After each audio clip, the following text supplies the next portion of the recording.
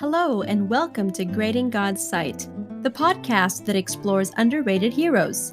This is Season 2, and we're so glad you've joined us for this episode entitled Blaise Pascal, Where Faith and Reason Intersect. Please be sure to subscribe and check out the terrific artwork that goes along with today's story on our website, thegreatpodcast.org. Thanks for listening. By the light of a candle, a young man quickly searched for a piece of paper.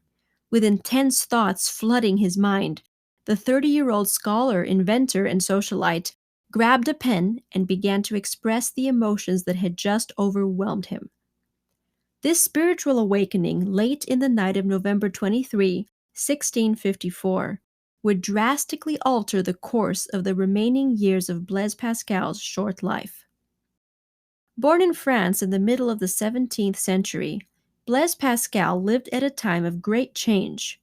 The Protestant Reformation, which had begun a little over a century before, was shaking the medieval Roman Catholic Church to the core, creating factions within the Catholic Church itself.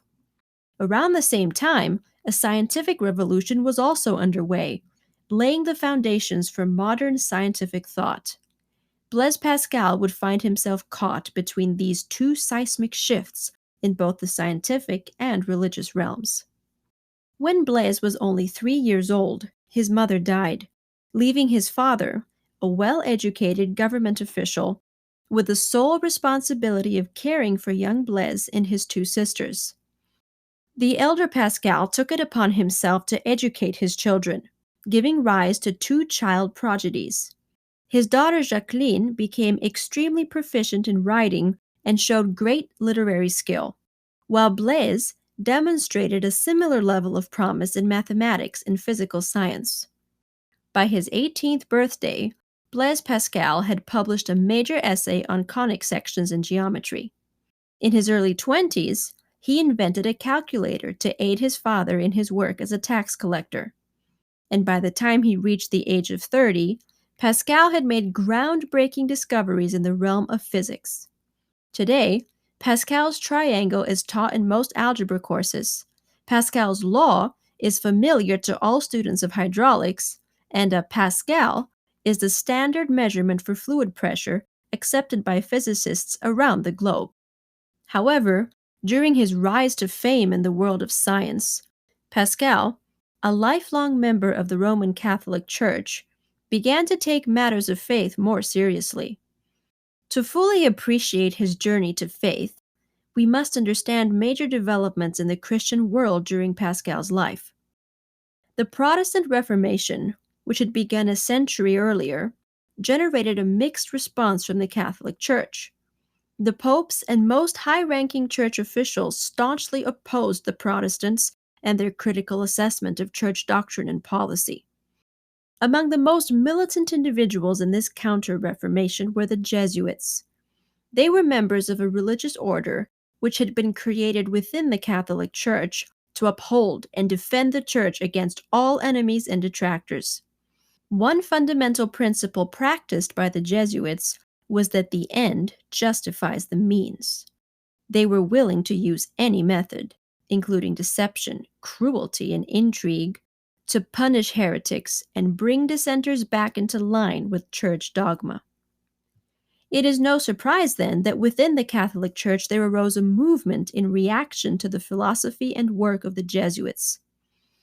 This movement, known as Jansenism, identified corruption and false doctrine in the Church, but did not go as far as the Protestants in their reforms.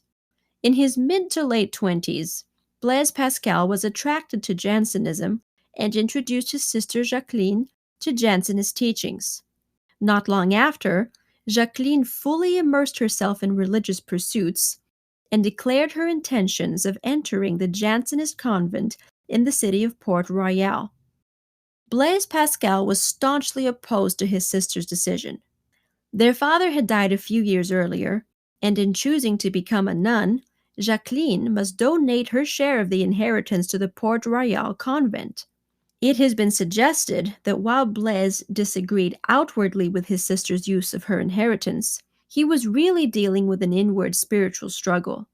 More and more, the young, eminent scientist was feeling a distaste for the pleasures and privileges he enjoyed with his successful career, and sensed a need to refocus on God.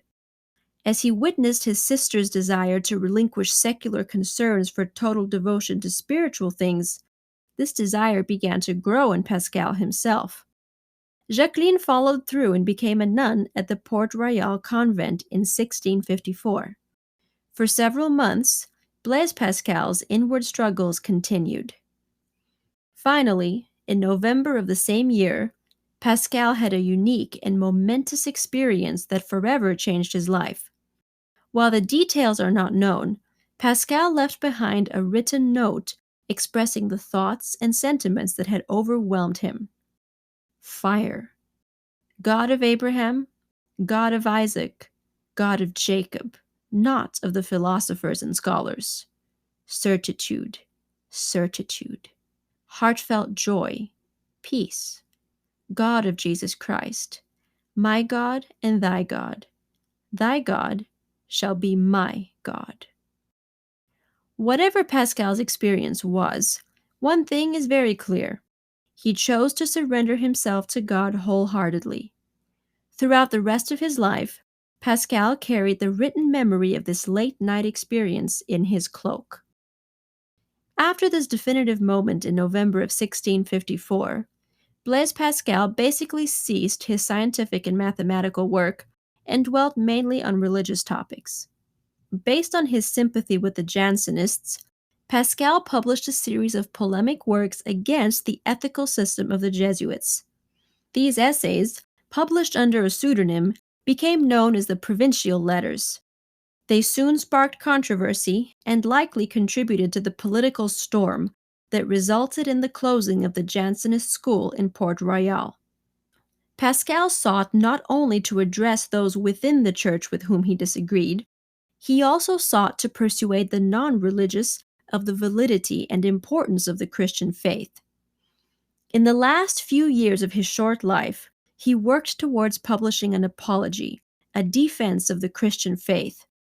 In preparing this major work, Pascal recorded his thoughts in a journal that was published after his death under the title Pensées, a French word meaning thoughts.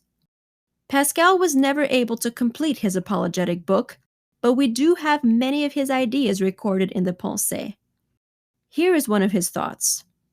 Men despise religion. They hate it and are afraid it may be true. The cure for this is to show that religion is not contrary to reason, but worthy of reverence and respect. Next, make it attractive.